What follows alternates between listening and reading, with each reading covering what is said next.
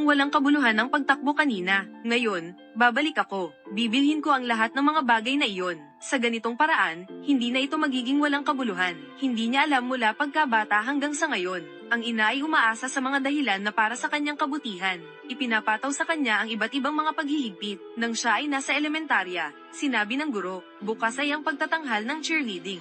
Kailangan nilang magsuot ng puting sapatos na pangbata, pero kakakabili lang niya ng tamang puting sapatos. Ang ina ay umiling lamang. Ang babae ay napilitang sabihin na masyadong mahal kaya ibinalik ito. Pagkatapos, ang ina ay nagdala sa kanya ng isang itim na sapatos. Sinabi ng babae na pinayuhan siya ng guro na magsuot ng pare-parehong puting sapatos. Pero ang ina ay gusto pa ring bumili siya ng itim na sapatos. Sa huli, hindi siya nakinig sa opinyon ng babae, kaya bumili siya ng isang pares ng sapatos na pang-sports. Ngayon, ang babae ay lumaki na, pero ang ina ay nais pa ring kontrolin siya sa lahat ng bagay. Kaya't ang ina ay walang tigil sa daldal. Muling bumalik ang dalawa sa supermarket. Ang babae ay nagmadali upang bilhin ang mga bagay na hindi niya nabili kanina. Muling nagpatuloy ang ina sa kanyang mga hadlang. Agad niyang kinuha mula sa kamay ng ina at inilagay ito sa cart. Nang makita ito ng ina, hindi na siya nagsalita. Ang babae ay unang nakaramdam ng pakiramdam ng tagumpay sa laban. Pagkatapos, mabilis niyang pinuno ang shopping cart. Pagkatapos ay nagkaroon muli ng ideya ang ina. Naisip ng babae na may punto ang sinasabi ng ina. Agad niyang inilabas ang bag at ibinigay sa ina.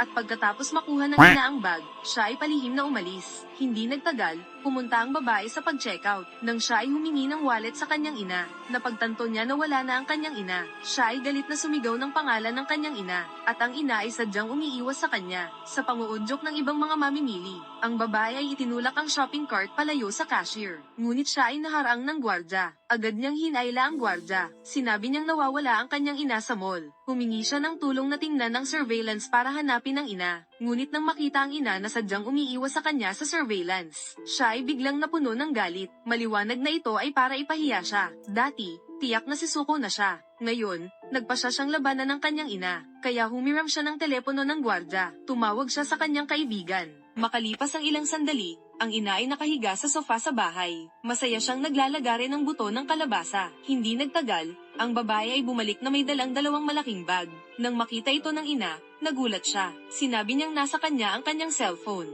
Saan siya kukuha ng pera para bayaran ito? Nagalit ang babae at pinagsabihan ng ina. Sadyang pinahirapan ang kanyang sarili. Sinabi ng ina na lahat ito ay para sa kanyang kabutihan. Hindi niya matiis na ipaalala sa ina. Kung patuloy na ganyan ang pangangalaga, lilipat na siya. Ngunit bigla siyang pinagsabihan ng ina. Inakusahan siyang hindi marunong tumano ng utang na loob. Isang ingrato. Galit na bumalik ang babae sa kanyang kwarto. Agad na tumawag ang ina sa kanilang kamag-anak. Kinabukasan, nagising ang babae sa ingay ng mga chismis. Sa tingin ko, masyadong mabait si Yulan sa kanya, kaya siya ay naging walang pakialam. Kung ako'y may ganitong anak na babae, matagal ko nang pinutol ang kanyang mga binti. Ano ang ginagawa ninyo? Bakit kayo basta-basta pumapasok sa aking kwarto? Nagising na ang ating abalang tao. Wala bang kahit kaunting awa sa iyo? Bumangon ka na ng maaga. Tulungan mo ang iyong nanay sa kanyang mga gawain. Mahirap ng bitawan. Hindi ba't gusto lang niyang matulog ng 2 araw? Ngayon, kailangan na namang masaktan. Hindi ka pa ba agad bumangon? Ang iyong nanay ay abala na sa kusina ng 2 oras. Kahit ang kanyang punong guro ay hindi marunong makisama. Hindi mo talaga naiintindihan. Wala kang kaalam-alam. Bakit ang daming pampaganda? Magagamit mo ba lahat yan?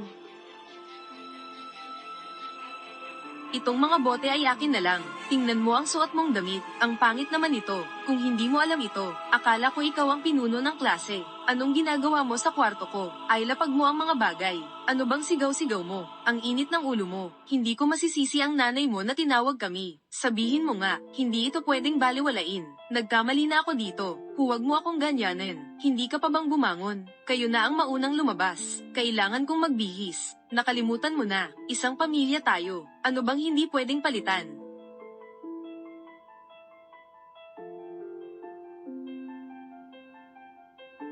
Lumabas ka na. Ang dami nyo dito. Paano ako magbabago? Lumabas. Lumabas ka na. Ginoong Leo, lumabas ka na. Ang init ng ulo mo talaga. Sige, lalabas na kami. Okay na bang lumabas?